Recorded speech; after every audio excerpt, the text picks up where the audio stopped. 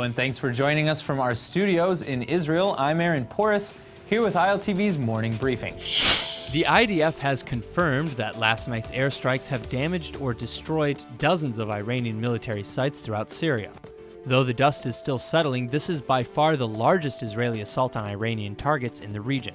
Israeli jets took to the sky after as many as 20 Iranian missiles were launched at I.D.F. targets in northern Israel. At this time, there were no casualties or injuries reported, and we believe the Iron Dome intercepted most of the warheads. Defense Minister Lieberman confirmed Israel's counterattack personally.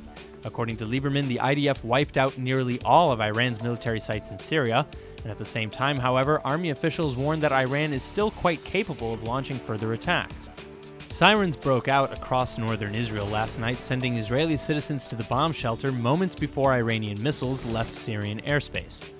Russia was informed of Israel's counterattack before it was carried out, likely in an attempt to calm any further flare-ups between Moscow and its ally, Syria. This is the culmination of weeks of tensions across Israel's northern border, a situation thrown into further uncertainty following President Trump's decision to withdraw from the Iranian nuclear deal. With the fate of that deal still very much up in the air, analysts worry that Trump, bolstered by Israeli Prime Minister Netanyahu, has now set an unavoidable trajectory to a new regional war. This is the outcome most Israelis are indeed bracing for. Despite rocket sirens that sent Israelis across northern Israel to the bomb shelters after midnight last night, it's business as usual this morning. The army has urged citizens in the Golan area to remain calm despite last night's explosive events. Schools this morning are open on time, even though for many families it was a rather sleepless night. Israelis are certainly no stranger to war, but still, the launch of some 20 Iranian missiles from Syria, followed by a massive I.D.F. counterstrike, marks perhaps the biggest exchange of fire in Syrian airspace since the Yom Kippur War in 1973. Tensions have been boiling along this front for many months now, as Iran has increasingly found a foothold on Israel's doorstep.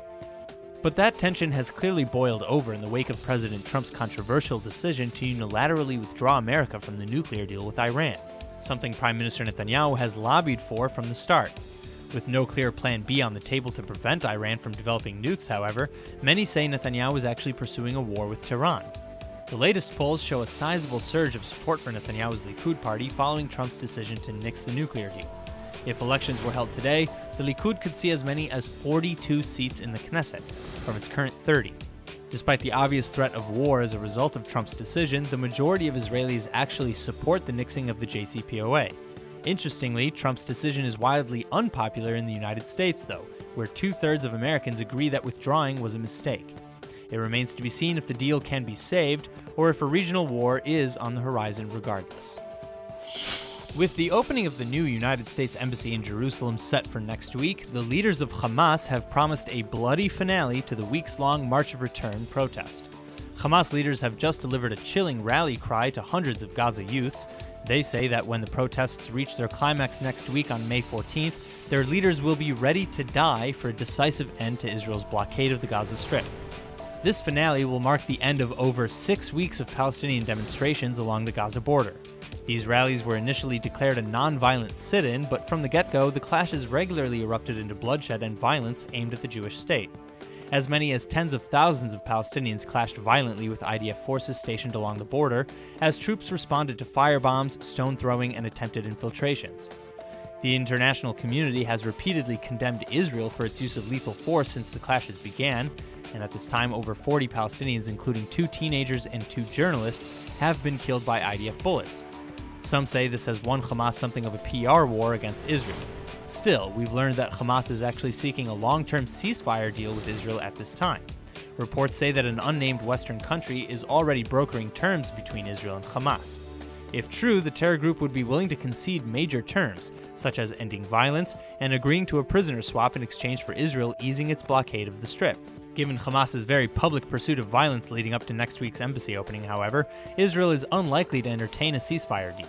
Sources say that the Western nation negotiating the deal hopes that things can move forward, though, after the May 15th embassy ceremony. 15 different human rights organizations in Israel are banding together now to denounce the Interior Ministry's decision to expel Omar Shakir, the Israel-Palestine director for Human Rights Watch.